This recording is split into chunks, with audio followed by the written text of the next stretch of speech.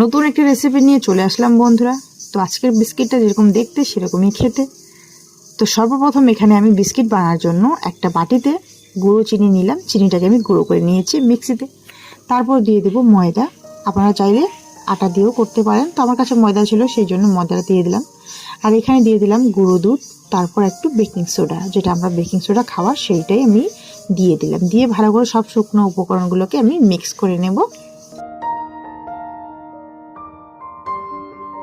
এবার দিয়ে দিব এর মধ্যে সাদা তেল। আর এখানে আমি কোনো জল দেব না, শুধু তেল দিয়ে এটাকে ভালো করে ডো বানিয়ে নেব একটা।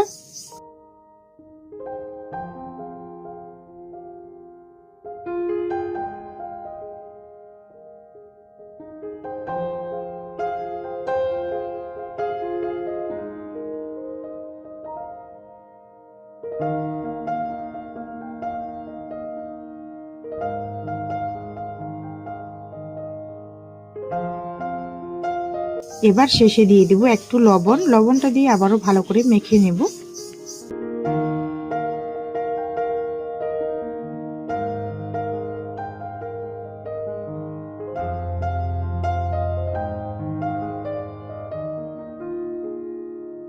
তো আমার ডোটা খুব সুন্দর তৈরি হয়ে গেছে। আর এখানে আমি আবারও বলছি, কোনো জল দিই নেই, শুধু আমি তেল দিয়ে এটাকে ডো বানিয়ে নিলাম একটা। আর এবার আমি বিস্কিট বানানোর জন্য ছোট ছোট সাইজে আমি গোল গোল করে নিয়ে নেব।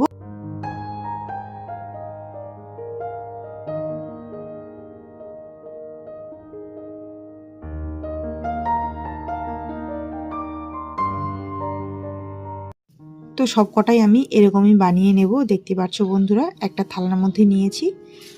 আপনারা চাইলে থালার মধ্যে তেল ব্রাশ করে নিতে পারেন, তো আমি এখানে কোনো তেল ব্রাশ করি নাই, কেননা বিস্কিটটা ঠান্ডা হয়ে গেলে আপনি আপ উঠে আসবে খুব সুন্দরভাবে, সেই জন্য আমি তেল ব্রাশ করে নিই থালার মধ্যে। তো এখানে আমি সব কটাই একইভাবে বানিয়ে নেব।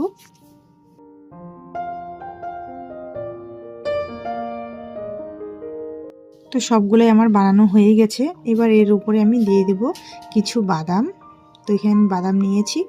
এবার বিস্কিটের উপরে আমি একটু করে লাগিয়ে দেব, মানে একটা একটা করে লাগিয়ে দেব।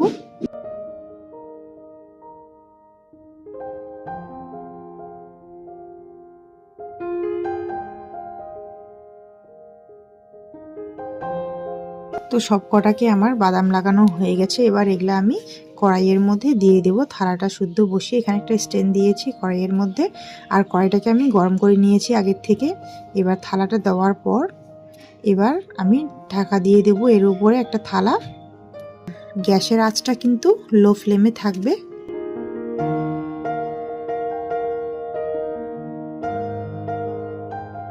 এবার 30 মিনিট পর ফিরে আসব। তো দেখতে পাচ্ছ বন্ধুরা, কত সুন্দর হয়ে গেছে বিস্কিটগুলা। আর এই গরম গরম বিস্কিটগুলো ধরলে কিন্তু বিস্কিটটা ভেঙে যাবে। এখন খুবই নরম থাকে, সেই জন্যই এখন নাড়ানো যাবে না। বিস্কিটটা যখন ঠান্ডা হয়ে আসবে তখন আপনি আপ খুলে আসবে সব বিস্কিট। তো এখানে আমি তোমাদেরকে দেখাচ্ছি বিস্কিটগুলো সব নামিয়ে একটা প্লেটের মধ্যে। কত সুন্দর হয়েছে বিস্কিটটা বন্ধুরা। আমার রেসিপিটা যদি ভালো লেগে থাকে তাহলে অবশ্যই লাইক করে দেবে আর আমার পাশে থাকবে। আজকের জন্য এতটুকুই ভিডিও। দেখা হচ্ছে পরবর্তী ভিডিওতে।